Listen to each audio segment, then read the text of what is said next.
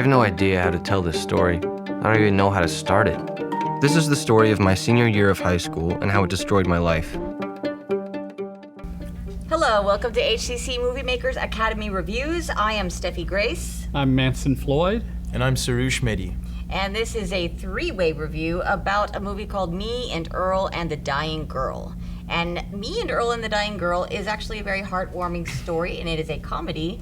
And it has, what is the name of that one guy? The main character, Thomas Mann, R.J. Seiler, Olivia Cook as the dying girl, Nick Offerman as the father, and Connie Britton as the mom. And Molly Shannon is also in it, so that's kind of a plus. She does a good job as the alcoholic mother dealing with Rachel. Of Rachel. Yeah, played by Olivia Cook, who's also in Bates Motel as, once again, the girl who is sick. So, why don't y'all start with talking about it, and then I'll interject. Well, the story's about Thomas Mann. Greg, he's pretty much, I wouldn't really say he's a troubled teen, but he's pretty much, he doesn't belong in he's not necessarily a film student either, but he pretty much passes his time with Earl, his coworker, right, his partner in crime, I guess. They basically get together, and what they do is they make parody movies of their favorite movies. They pretty much suck, and they admit it. It's just something that they do, and they love doing it. And not all of them are bad. Well, I mean, they don't look like something you would see on screen. Yeah, but again, that's not really the point of this whole film. But the whole film. Yeah. Film is their passion. It's their passion. Yeah. And so they kind of take that passion. They're not good at it, but they're practicing, and they've got a formula, and they kind of stick to their formula. Yeah, I like their. Yeah. It's kind of like a rebel without a cause. They get creative, attitude they though. got. They get creative about it. It's just the main character, Greg.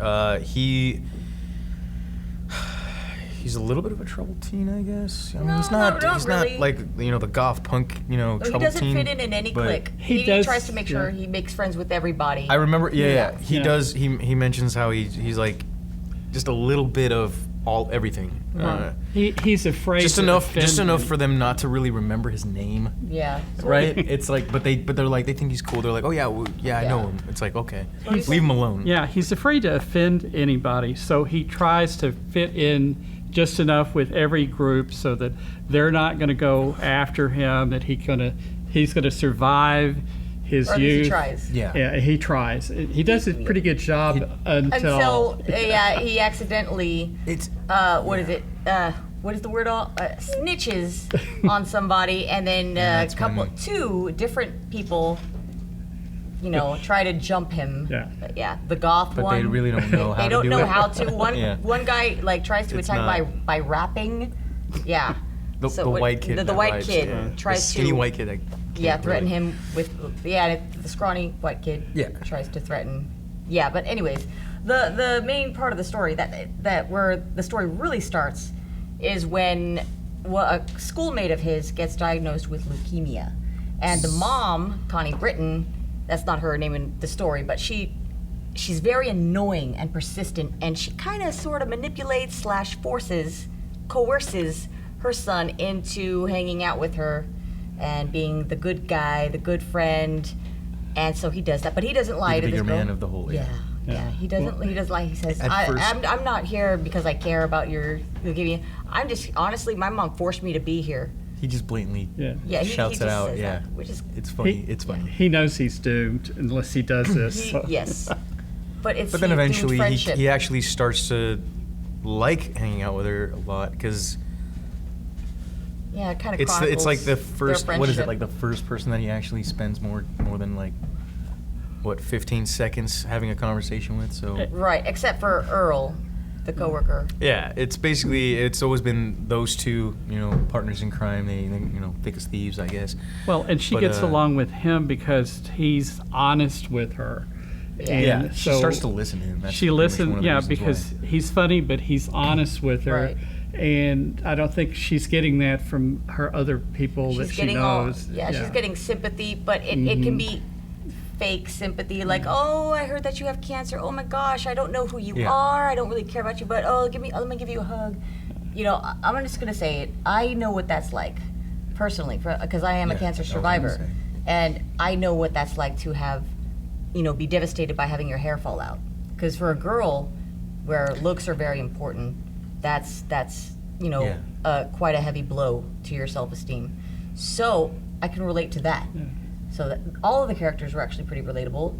I liked Nick Offerman's character, the father. The father, very zen, weird. Very weird, zenny father character.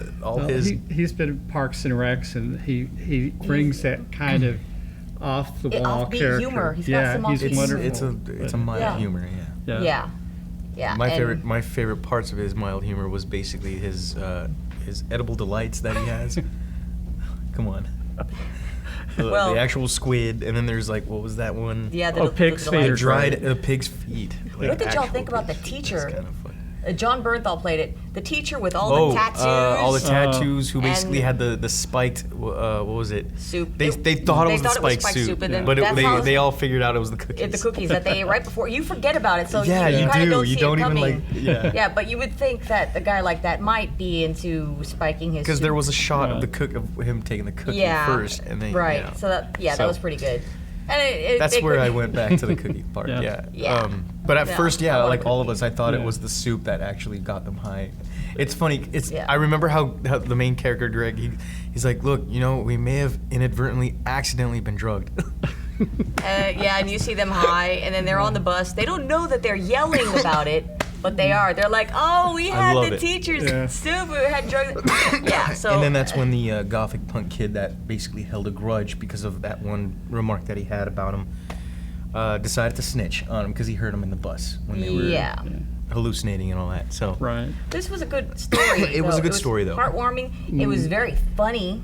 I mean, Molly Shannon was a cougar mom. You don't know if she was doing that out of grief or if she really was. She always had a glass of either white or red wine in it. And she was trying to help contribute to the delinquency of those boys by giving them trying liquor, to give them. And she was a little too handsy with both of them. With Greg mostly. Mostly with Greg. With Greg, because he was the one that came first, I guess. Wait. But you really can feel sorry for her because she's got this daughter that is. So it's putting a lot of stress on her. Yeah, definitely. But it's funny to watch. It's got to be hard for the mother who knows that her daughter's about to. Yeah. Oh yeah, definitely. Lose every aspect of her life. So all the actors really hit their mark. Yeah. I think this film did do a very good job of keeping it, because remember Greg, as he's narrating the film, he pretty much tells us that, don't worry, she doesn't die, and then I really did think she was gonna die and she was gonna get through it, but no, in the end he's like, yeah, remember when I told you she's not gonna die, guys? I lied. Yeah. And you know, it wasn't cruel. It wasn't in a cruel way. Maybe but he did that so that we won't be like, oh well, we give up. So on that the we film. won't get because it was worth the watch. Very well worth the watch. Well, I mean, on a scale of 1 to 10, what would you give it? On a scale of 1 to 10, I would give this. In the overall cinematography, I liked it. Just to. No, actually, I'd say I'd give it a 9. A strong 9. I'd give it a 9.5. I love the film. It's a reason I'd want to be a filmmaker. Yeah, you know what? This is one of the few films that I don't see anything wrong with. I would have to give it a 10. So there's nothing I would do differently about it. And I can't take away any points. So it was just great. So anyways, that was my opinion. It was a great film. It is worth a watch. If it comes out, you will laugh and you will cry, and chances are you will love it. Very recommendable. Yes, very much recommended by all of us. Yes. Anyways, this has been another HCC MovieMakers Academy review. And if you like films as much as we do, go check out our YouTube channel and be a subscriber. And also, don't forget to sign up for the filmmaking program here at Spring Branch and become a filmmaker. So I guess, is that anything else you want to add? No. Okay, so I guess that's it. So thank you and good night.